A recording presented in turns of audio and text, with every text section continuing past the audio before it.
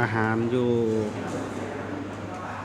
ห้านอาหารภายในโรงเรียนก็ประมาณนี้เลยเนาะมีบางอันก็หมดไปแล้วประมาณนี้แหละเนาะอาหาร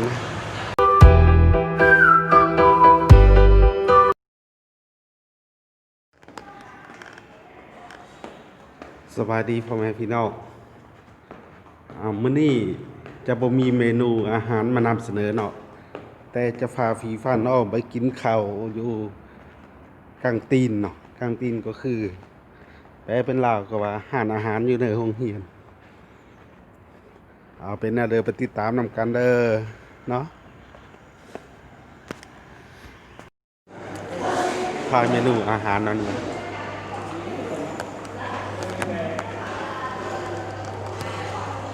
สินตุกแอง ม้วนอันเมนูอาหารก็ประมาณซ้ำนี้เลยเนาะนี่คือน้ำแข็งตัวซีดมีสินเพชรตกปูเนาะบอกว่าhai mươi nghìn nè เป็นครัวนะหลายอย่างมีบางอันก็หมดไปแล้วอาหารอยู่ห้านอาหารภายในโรงเรียนก็ประมาณนี้เลยเนาะมีฟักลวกข้าวกระสิ้นหมูนี่เป็นสิ้นลักษณะคือสิ้นอบนะ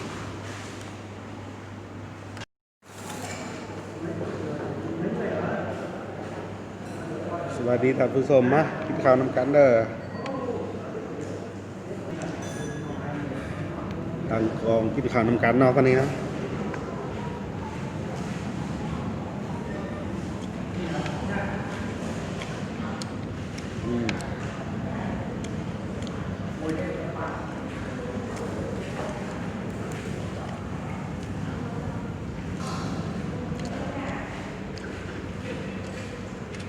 แซ่บเนาะ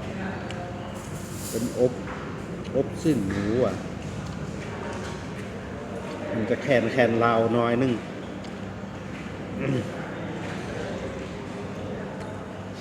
ผักซุป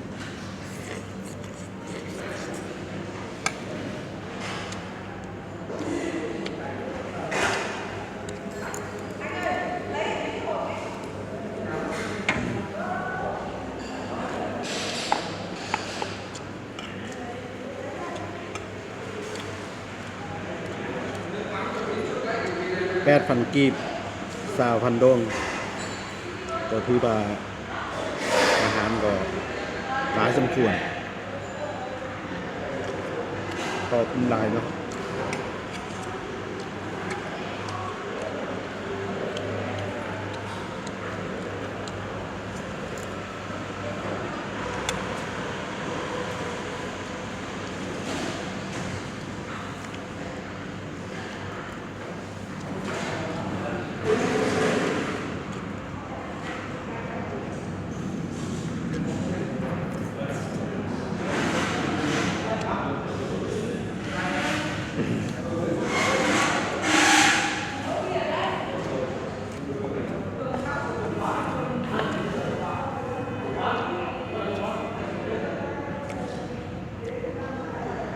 นักเรียนจะ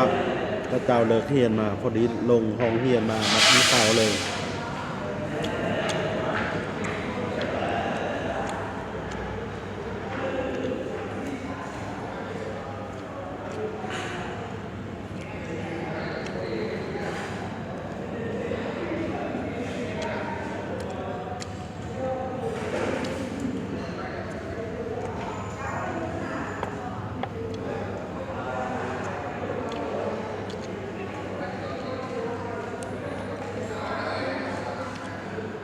ผักผมลวก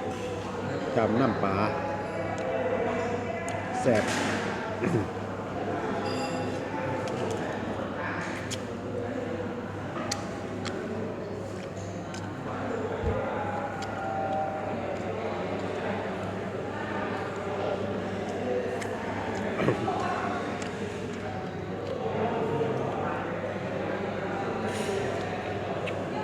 เป็นสิ้นหมูหรือว่าสิ้นม้าอบล่ะสิ้นหมูดีเนาะ แซ่บหอมหอมเหล้า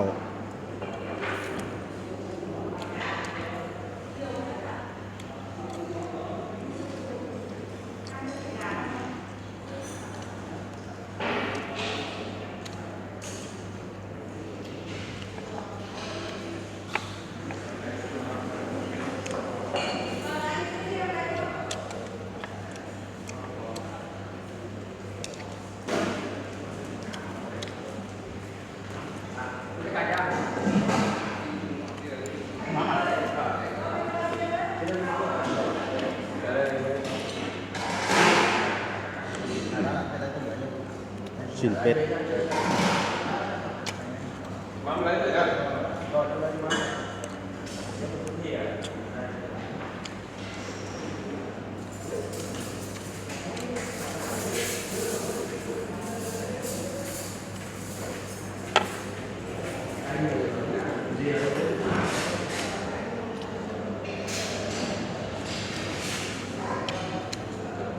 อาการนี่ก็ฮ้อนฮ้อน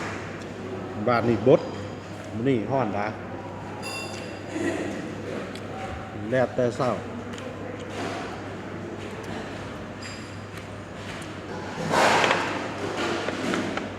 คาดว่าอุณหภูมิจะฮ้อนถึง34-35องศาน่ะมื้อนี้เบิ่งตามแอป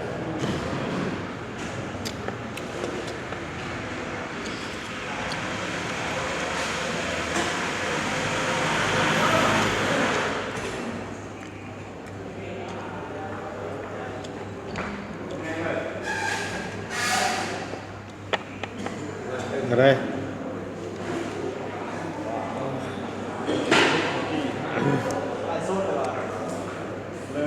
บ่ถ่ายลง YouTube หรอก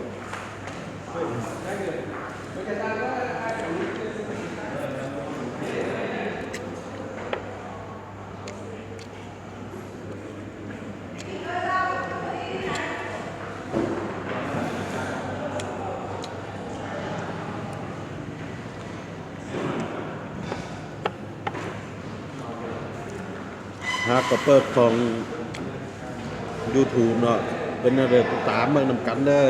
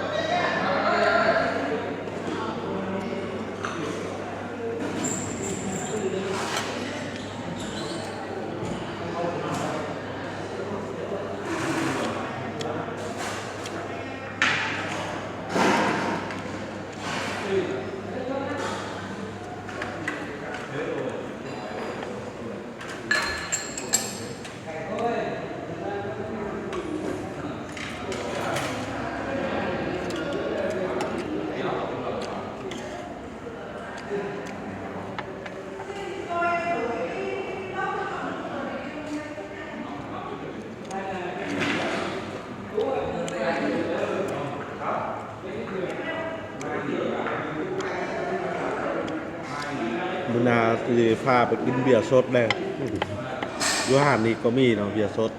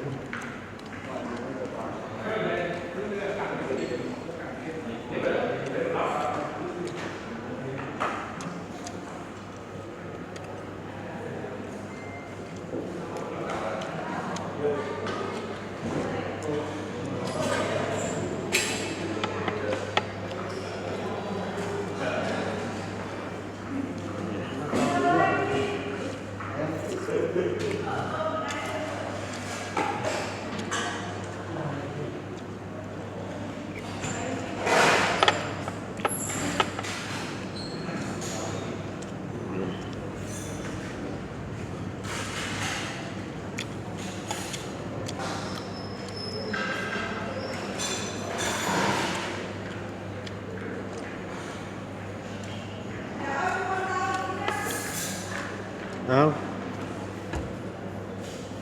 ขอจบคลิปลงซ้ำนี่เด้อ ถ้าหากเพิ่งเจอคลิปนี้อย่าลืมกดไลค์กดแชร์กดติดตามและกดกระดิ่งแจ้งเตือน เพื่อเป็นกำลังเจอเนื้อสร้างคลิปต่อไปเนาะเอาคลิปนี้ขอจบบนคำนี้บาย